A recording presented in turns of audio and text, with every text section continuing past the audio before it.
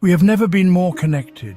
At any moment we can reach into our pocket and summon the voices, the faces, the opinions of millions. A message crosses the planet in seconds. A photo is shared instantly with thousands. We live in a web of constant contact. So thick, so unbreakable, it seems impossible to ever feel alone. And yet, loneliness is rising. Anxiety is rising. Depression is rising. We scroll endlessly, surrounded by people, and still feel unseen. This is the paradox of hyperconnection. The more time we spend online, the less connected we feel in our hearts. The more we drown in notifications, the more isolated our souls become. Studies show that 75% of Gen Z admit that using social media late at night damages their well-being.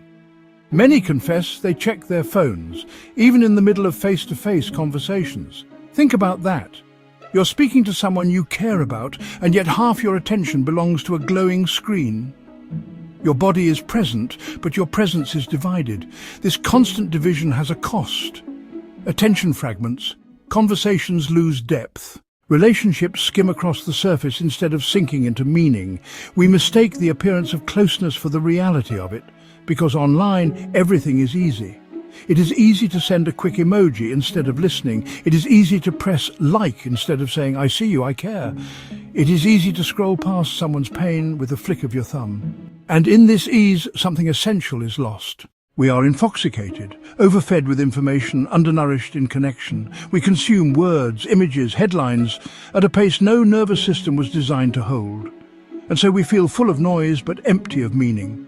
This is the paradox. Our devices connect us to everything, but disconnect us from the moment right in front of us.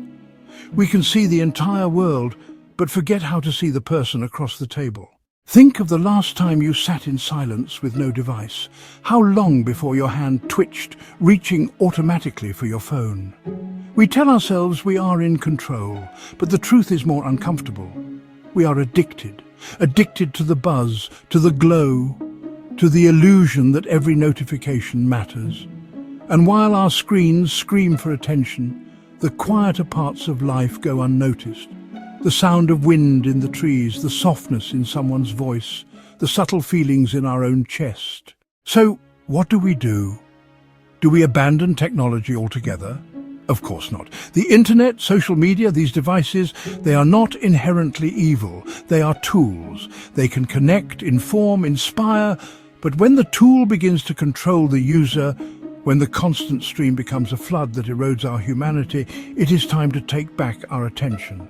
Because attention is not just focus. Attention is life. Where your attention goes, your life follows. Spend it all on noise, and noise is what you become. Spend it on presence, and life deepens again. So here is the invitation. Choose moments of disconnection, not as punishment, but as medicine. Put your phone away during a meal and taste what food feels like without distraction. Look into someone's eyes and resist the urge to glance at the screen. Let yourself walk without earbuds. Let the city or the forest speak to you instead of a playlist. At first it will feel strange, uncomfortable even.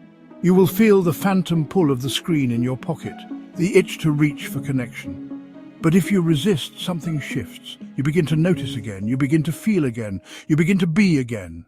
Hyperconnection is not connection. It is exposure.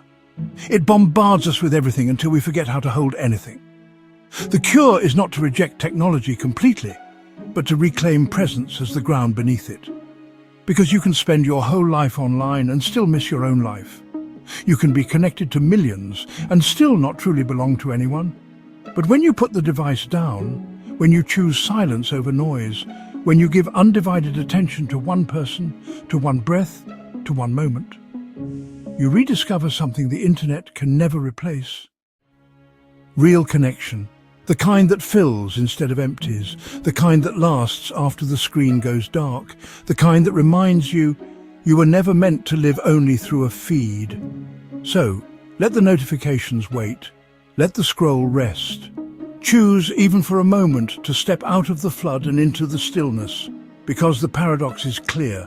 We are drowning in connection, and the only way to breathe again is to return to presence.